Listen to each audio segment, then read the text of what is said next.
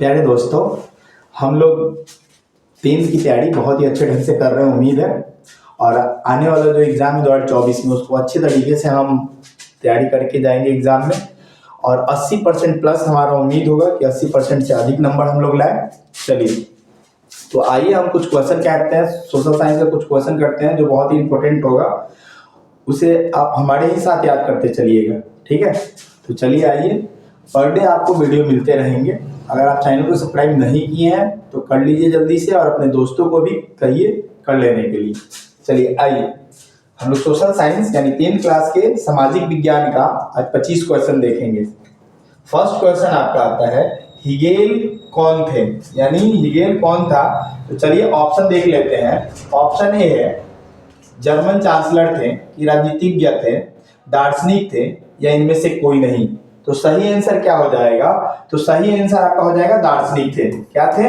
Hegel कौन थे? तो एक दार्शनिक थे, ठीक है। साथ में थोड़ा जल्दी जल्दी करेंगे क्योंकि हम आज 25 ही क्वेश्चन करेंगे, फिर अगले दिन 25 क्वेश्चन कर लेंगे।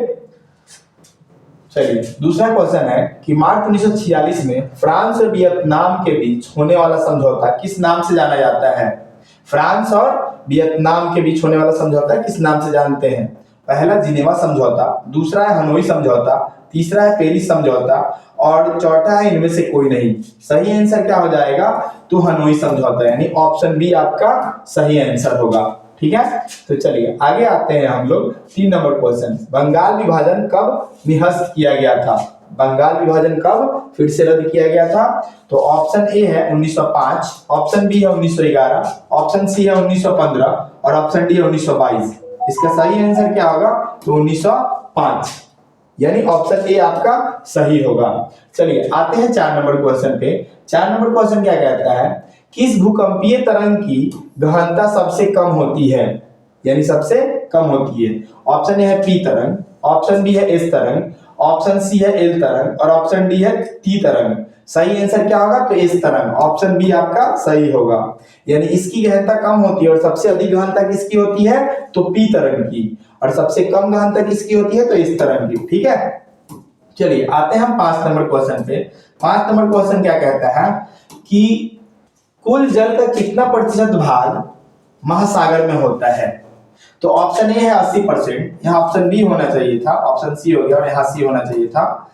ऑप्शन ए है 80%, ऑप्शन बी है 95%, ऑप्शन सी है 85%, और ऑप्शन डी है 97%। सही आंसर इसका ऑप्शन डी 97% होगा। यानी कुल जल का कितना परसेंट महासागर में पाया जाता है? तो 97%, ऑप्शन डी। याद करते चलिएगा, ठीक है, मेरे ही साथ में। ऑप्शन छठा है आपका, बिहार की किस नदी पर नदी घाटी परियोजना नहीं है? यानी बिहार की कौन सी ऐसी नदी है जिस पे अभी तक नदी घाटी परियोजना नहीं है? तो चलिए देखिए, पहला है सोन, दूसरा है गंडक, तीसरा है कोसी, और चौथा है पुनपुन। सही आंसर क्या होगा?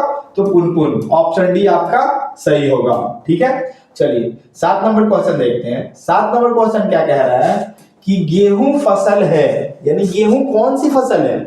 ऑप्शन ए है खरीफ की फसल, ऑप्शन बी है रबी की फसल, ऑप्शन डी है जायद, और ऑप्शन सी है जायद, ऑप्शन डी है इनमें से कोई नहीं। सही आंसर क्या हो जाएगा? तो बी, रबी की फसल। गेहूं कौन सी फसल है? तो रबी की फसल। और आपसे पूछा जाए धान कौन सी फसल है? तो धान हो जाएगा खरीफ की फसल, ठीक है। चलिए आगे हम लोग आते हैं, यानी 8 नंबर क्वेश्चन। 8 नंबर क्वेश्चन क्या कहता है, बलवंत राय मेहता समिति का संबंध इनमें से किससे है? बलवंत राय मेहता समिति। ऑप्शन ए है केंद्र राज्य संबंध, ऑप्शन बी है पंचायती राज व्यवस्था, ऑप्शन सी है वित्तीय व्यवस्था, और ऑप्शन डी है संघीय व्यवस्था। सही आंसर क्या हो जाएगा? तो पंचायती राज व्यवस्था से, यानी ऑप्शन बी आपका सही हो जाएगा। आते हैं 9 नंबर क्वेश्चन। 9 नंबर क्वेश्चन क्या है, सिपाही विद्रोह कब हुआ था? सिपाही विद्रोह कब हुआ था? ऑप्शन ए है 1855, ऑप्शन बी है 1857, ऑप्शन सी 1885, और ऑप्शन डी 1887। सही आंसर क्या होगा? 1857, यानी ऑप्शन बी आपका सही हो जाएगा। सिपाही विद्रोह हुआ था 1857 में। चलिए 10 नंबर क्वेश्चन देखते हैं। श्वेत क्रांति का संबंध अर्थव्यवस्था के किस क्षेत्र से है? यानी श्वेत क्रांति का संबंध अर्थव्यवस्था के किस क्षेत्र से है? ऑप्शन देखिए, प्राथमिक क्षेत्र, द्वितीय क्षेत्र, तृतीय क्षेत्र, इनमें से कोई नहीं। तो सही आंसर क्या हो जाएगा, तो ऑप्शन ए सही हो जाएगा, प्राथमिक क्षेत्र से। ठीक है, चलिए आते हैं 11 नंबर क्वेश्चन। बिहार दिवस कब मनाया जाता है? उम्मीद है आपको बिहार दिवस पता होगा। चलिए नहीं भी पता है फिर भी हम आज याद कर लेते हैं कि बिहार दिवस कितने तारीख को मनाया जाता है। ऑप्शन ए है 20 जनवरी, ऑप्शन बी है 22 मार्च, ऑप्शन सी है 23 जून और ऑप्शन डी है 25 अगस्त। सही आंसर हो जाएगा 22 मार्च को हम बिहार दिवस मनाते हैं, यानी ऑप्शन बी सही होगा। ठीक है, आते हैं 12 नंबर क्वेश्चन पे। सबसे बड़े पशु मेला का आयोजन किया जाता है, सबसे बड़े पशु मेला का आयोजन कहाँ किया जाता है? तो हमारे ही क्या आता है, यानी कि हमारे ही डिस्ट्रिक्ट में किया जाता है, हमारे ही जिले में। चलिए उसका नाम जान लेते हैं, यानी सारण डिस्ट्रिक्ट में ही किया जाता है। कौन सा जगह है? तो सोनपुर में, हाजीपुर में, बक्सर में, यानी भागलपुर में। सही आंसर क्या होगा? तो सोनपुर में। ठीक है, यानी ऑप्शन ए सही हो जाएगा आपका। चलिए आगे आते हैं हम लोग। सासाराम में किस ऐतिहासिक शासक का मकबरा स्थित है? सासाराम में किस ऐतिहासिक शासक की मकबरा है? ऑप्शन ए है अलाउद्दीन खिलजी, ऑप्शन बी है औरंगजेब, ऑप्शन सी है शेरशाह सूरी और ऑप्शन डी है कुतुबुद्दीन ऐबक। सही आंसर क्या होगा? तो ऑप्शन सी शेरशाह सूरी। शेरशाह सूरी का ही मकबरा सासाराम में है। ठीक है, चलिए गुड, उम्मीद है कि आप याद करते चल रहे होंगे। अगला क्वेश्चन है कि फ्लाइंग शटल मशीन का आविष्कार किसने किया था? ऑप्शन ए है जेम्स हारग्रीव्स, ऑप्शन बी है रॉबर्ट फुल्टन, ऑप्शन सी है जेम्स वाट और ऑप्शन डी है जॉन के। सही आंसर क्या हो जाएगा? तो जॉन के, यानी ऑप्शन डी आपका सही होगा। जॉन के ने ही फ्लाइंग शटल का आविष्कार किया था। चलिए 15 नंबर क्वेश्चन देखिए। 15 नंबर क्वेश्चन है दुर्गापुर स्टील प्लांट किस राज्य में स्थित है? दुर्गापुर स्टील प्लांट मध्य प्रदेश में, उड़ीसा में, पश्चिम बंगाल में या झारखंड में? सही आंसर क्या हो जाएगा? तो पश्चिम बंगाल में। ऑप्शन सी आपका सही होगा। आप मेरे साथ टिक आउट कर रहे होंगे, ठीक है ना। चलिए 16 नंबर, सेडान का युद्ध कब हुआ था? सेडान का युद्ध कब हुआ था? 1871 में, 1870 में, 1848 में, 1815 में? सही आंसर क्या हो जाएगा? तो ऑप्शन बी 1870 में। ठीक है, चलिए अगला देखते हैं। 17 नंबर क्वेश्चन है हिंद चीन में कौन सा राष्ट्र शामिल नहीं है? तो हिंद चीन में कौन सा राष्ट्र शामिल नहीं है? वियतनाम, लाओस, चीन, कंबोडिया। तो इसमें सही आंसर हो जाएगा आपका ऑप्शन सी चीन। चीन शामिल नहीं है हिंद चीन में, ये तीनों शामिल है आपका ना। वियतनाम भी शामिल है, लाओस भी शामिल है, कंबोडिया भी शामिल है, लेकिन शामिल कौन नहीं है? तो चीन शामिल नहीं है, यानी ऑप्शन सी आपका सही होगा। 18 नंबर क्वेश्चन, वियना कांग्रेस कब हुआ था? वियना कांग्रेस कब हुआ था?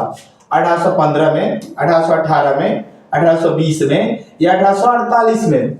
सही आंसर आपका क्या होगा? 1815 में, यानी ऑप्शन ए आपका सही होगा। ठीक है, चलिए आगे आते हैं। भारत में गदर पार्टी की स्थापना किसने की? भारत में गदर पार्टी की स्थापना किसने की? चंद्रशेखर आजाद, गुरदयाल सिंह, सोहन सिंह भाखड़ा या लाला हरदयाल? तो लाला हरदयाल हो जाएंगे आपके सही आंसर, यानी ऑप्शन डी आपका सही होगा। चलिए आते हैं 20 नंबर क्वेश्चन। नरोत्तम सिंहानू किस देश के शासक थे? नरोत्तम सिंहानू, ऑप्शन ए है वियतनाम, ऑप्शन बी है लाओस, ऑप्शन सी है थाईलैंड, ऑप्शन डी है कंबोडिया। जो कि आपका सही आंसर होगा कंबोडिया, यानी ऑप्शन डी सही होगा। चलिए आते हैं वाष्प चलित इंजन का आविष्कार किसने किया? वाष्प चलित इंजन का आविष्कार किसने किया? अब्राहम डबी ने, जेम्स वाट ने, जॉर्ज एस्टिफिसन ने या रॉबर्ट फुल्टन ने? तो सही आंसर क्या हो जाएगा आपको? जेम्स वाट ने, यानी ऑप्शन बी आपका सही होगा। वाष्प चलित इंजन किसने शुरू किया था? तो जेम्स वाट ने। आते हैं 22 number question. Tata iron and steel company की स्थापना कब की गई? Tata iron and steel company की स्थापना कब की गई? 1854 में, 1907 में, 1915 में या 1923 में? सही आंसर क्या होगा? तो 1907 में, ऑप्शन बी आपका सही होगा। चलिए गोलघर कहाँ स्थित है? सभी को पता होगा गोलघर कहाँ स्थित है। नहीं भी पता है फिर भी हम बता दें, गोलघर पटना में स्थित है। कहाँ पे स्थित है? तो पटना में। चलिए ऑप्शन के देख लेते हैं। ऑप्शन एक बार, कोलकाता, पटना, दिल्ली, गया। तो आप समझ ही गए होंगे कि पटना यानी ऑप्शन बी आपका सही आंसर होगा। चलिए आते हैं 24 नंबर क्वेश्चन। 24 नंबर क्वेश्चन कहता है किस अमेरिकी राष्ट्रपति ने न्यू डील लागू की थी? कौन सी लागू की थी? तो न्यू डील। फर्स्ट ऑप्शन है वुडरो विल्सन, ऑप्शन बी है FD Roosevelt, option C Abraham Lincoln, option D है जॉन एफ कैनेडी। तो सही आंसर आपका क्या हो जाएगा? तो एफ डी रूजवेल्ट, यानी ऑप्शन बी आपका सही आंसर होगा।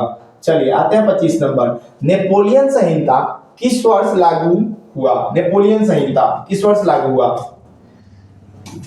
1789 या 1791 या 1809 या 1804? तो सही आंसर क्या हो जाएगा? इसका ऑप्शन डी सही होगा, 1804 में। कौन सा सही होगा? तो 1804। चलिए आते हैं, हम देख लेते हैं 26 नंबर क्वेश्चन, जो कि बहुत ही इंपॉर्टेंट है। ये हर एक 2-3 साल के बाद क्वेश्चन पूछ लिया जाता है कि फ्रैंकफर्ट की संधि कब हुई थी? फ्रैंकफर्ट की संधि कब हुई थी?